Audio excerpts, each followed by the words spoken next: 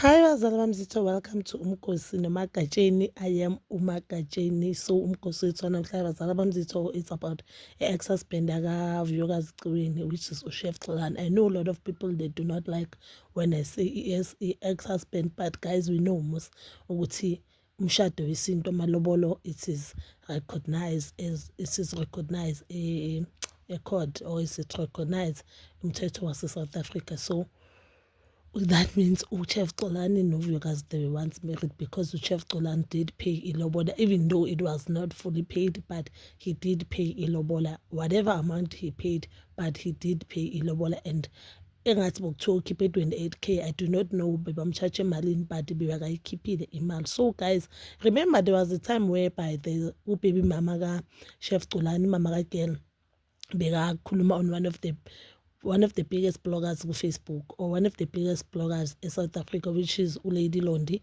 athi uThipha uVuyokazi, on how uChef Xolani kuyindoda ehamba abomashonisa ngakhona, kuyindoda who promised her ukuthi uzomshada. The time azohamba UK uChef Xolani, she's the one who paid a lot of the things ukuthi uChef Xolani icareer yakhe ibhume. And guys, ushiyena noChef Xolani bebangahlangananga, umangale nje uChef sekaposta uVuyokazi the time bekacela uVuyokazi samshade, and even the flowers and the ring, she was the one who paid for those things. Uye kumashonisa uChef wamcela ukuthi just borrow the money and pay that thing, I'll give you back, guys.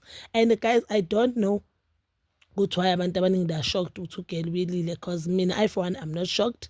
I am not shocked. So they are not allegation, it is proven that uChef Xolani no baby mama wakhe babuyelene and they are getting married. A caption on the picture Chef Xolani bekaposte ukuthi he is choosing a family. We do not know when he started choosing a family, or it decision ukuthi yena choose a family and but what I know ukuthi whatever things umama bekazisho, or the girl, the lady now who will be a wife, baby mama bekazisho, she was not tipping uVuyokazi. I've been saying, guys, that thing has nothing to do ukuthi uvikele isidima sakaVuyokazi, but it had everything to do with her. Yena bekafile ngathi uVuyokazi umfazi nje ophula umuzi wakhe, and uVuyokazi uthatha indoda yakhe. Kuthi kanjani I don't know. Angithi yena bekasho ngalendlela uChef Xolani ke washada ngakhona, ngalendlela akhohlakele ngakhona, ngalendlela lo muntu lo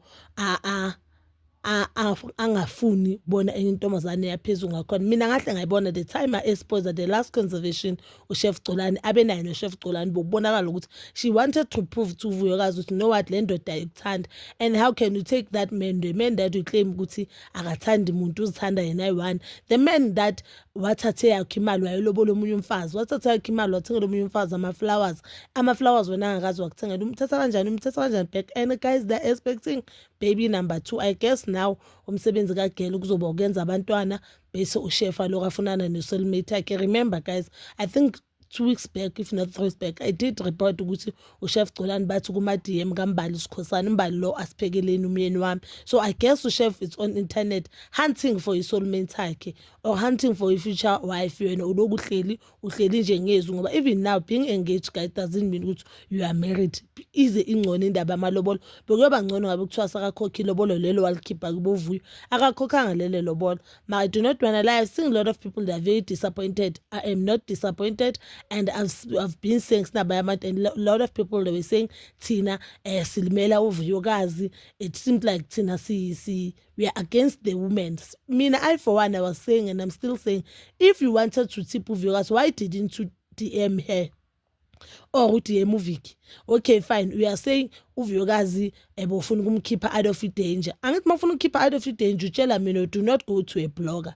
Obviously umsebenzi kaLondi ukukhuluma, like it's like coming to me ungitshela indaba. Umsebenzi wami, I'm getting paid for this thing, so obviously I must take the story ngimise kuma socials. So if wena you really wanted ukuthi ufuna ukuthi uVuyokazi ukuthipha uVuyokazi, bongavela uDM or the production, the honey what besebenza nabo bathi hayi nanga umuntu usanayo noVuyokazi ngicela nikhulume naye eceleni. I don't think bebazoyifaka ku-TV. I do not think that.